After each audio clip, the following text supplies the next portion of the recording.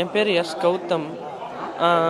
நாங்கள் ஏற்காடு ஹில் ஸ்டேஷனுக்கு ஏற்காட்லேருந்து வரோம். அப்பா ஏற்காட்டில் ஒயர்மேனாக ஒர்க் பண்ணிகிட்டு இருந்தார்.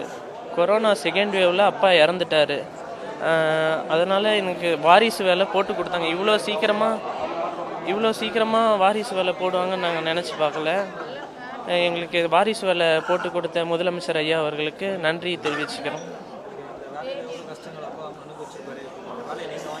அங்கே அப்பா மட்டும் இல்லாமல் எல்லா ஒயர்மேனும் ஹில் ஸ்டேஷனில் வேலை செய்கிறவங்க ரொம்ப கஷ்டப்படுறாங்க.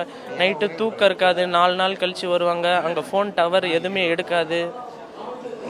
மழையிலேயே ரெயின் கோட் போட்டு நைட்டு போனாங்கன்னா காலை ஒரு 2 நாள் கூட ஆயிரும் அவர் வரதுக்கு. சாப்பாடு அவங்க எடுத்துகிட்டு போனால் தான் உண்டு, இல்லைன்னா டீ அதுதான். என்ன பண்ணுவாங்கன்னு நமக்கு காட்டுக்குள்ளே தெரியாது. எங்கள் அப்பா எப்படி கொண்டு போனாரோ அதே மாதிரி நானும் கொண்டு போகிற ஆசைப்பட்றேன்.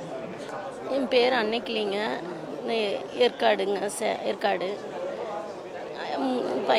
பையனுக்கு இந்த வேலை போட்ட கொடுத்த முதலமைச்சர் ஐயாவுக்கு ரொம்ப நன்றிங்க.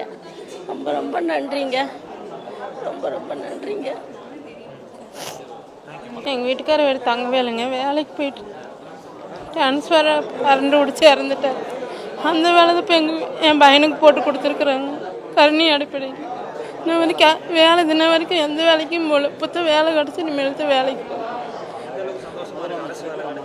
சந்தோஷம் தாங்க. 1.5 வருஷம் ஆகுது. அவர் இறந்து 2 வருஷத்துக்கு பக்கமாக ஆகுது.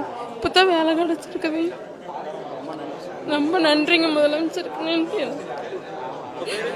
சுகந்திங்க.